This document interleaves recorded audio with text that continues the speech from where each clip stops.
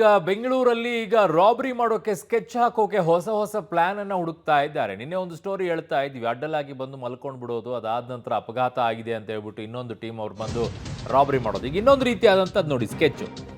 Mysuru Bengaluru express ವೇನಲ್ಲಿ ಹೋಗೋರು ಅಂತವ್ರು ಯಾರ್ಯಾರಿದ್ದೀರಾ ಎಚ್ಚರವನ್ನು ವಹಿಸ್ಕೊಳ್ಳಿ. ಯಾಕೆ ಅಂತಂದ್ರೆ ಬೆಂಗಳೂರಿನ ಹೆದ್ದಾರಿಗಳಲ್ಲಿ ರಾಬರಿಗೆ ಏನಾದರೂ ಸ್ಕೆಚ್ ನಡೀತಾ ಇದೆಯಾ ಅನ್ನೋ ಅನುಮಾನ ಮೂಡ್ತಾ ಇದೆ. ಕೆಂಗೇರಿ ಬಳಿ ರಾತ್ರಿ ರಾಬರಿಗೆ ಸ್ಕೆಚ್ ಹಾಕಿದ್ರಂತ ಕಿಡಿಗೇಡಿ. ರಸ್ತೆಗಳಲ್ಲಿ ಕಬ್ಬಿಣದ ಪೋಲನ್ನು ಹಿಡಿದು ಅಡ್ಡಲಾಗಿ ಇಟ್ಟು ಅಪಘಾತವನ್ನ ಮಾಡಿಸೋದು.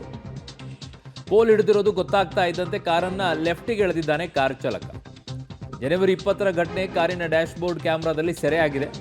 ವಿಡಿಯೋ ಸಮೇತ ಬೆಂಗಳೂರು ಕಮಿಷನರ್ಗೆ ಈಗ ದೂರನ್ನ ನೀಡಿದ್ದಾರೆ. ಅಲ್ಲಿ ನೋಡಿ, ಈ ರೀತಿಯಾಗಿ ಮಾಡಿ ಕಾರು ಬಿದ್ದ ತಕ್ಷಣ ಅವ್ರಿಗೆ ಅಪಘಾತ ಆದ ತಕ್ಷಣ ಅಲ್ಲಿ ನಿಂತ್ಕೊಳ್ಳೋಕೆ ಆಗ್ತಿರಲ್ವಲ್ಲ, ಅವಾಗ ರಾಬರಿ ಮಾಡ್ಕೊಂಡು ಎಸ್ಕೇಪ್ ಆಗ್ಬಿಡೋದು. ಕಾರ್ ನಿಲ್ಲಿಸಿದ ತಕ್ಷಣ ಗಲಾಟೆ ಮಾಡೋದು, ಅವ್ರು ನಿಂತ ತಕ್ಷಣ ಬಿದ್ದಾಗ ಅದರ ದುರುಪಯೋಗನ ಪಡಿಸ್ಕೊಳ್ಳೋದು. ಅವ್ರಿಗೆ ಸಹಾಯ ಮಾಡಬೇಕು ಮಾನವೀಯತೆ ದೃಷ್ಟಿಯಿಂದ. ಇವ್ರಂಗಲ್ಲ, ಬೇಕು ಅಂತಲೇ ಬೆಳೆಸ್ಬಿಟ್ಟು ಇನ್ನುಳಿದಂಥ ಕೃತ್ಯವನ್ನು ಎಸಗುವಂತಹ ದುಷ್ಟರು, ದುರುಳರು, ರಾಕ್ಷಸರು. ಅವಾಗ ರಾಕ್ಷಸರ ಪ್ರವೃತ್ತಿಗಳು ಜಾಸ್ತಿ ಆಗುತ್ತಂತೆ. ಹಂಗೆ ಇವ್ರದ್ದು ವರ್ತನೆ ಆಗಿದೆ. ಇವ್ರನ್ನ ಎಡೆಮುರಿ ಕಟ್ಬಿಟ್ಟು ಒಳಗಡೆ ಹಾಕ್ಬೇಕು.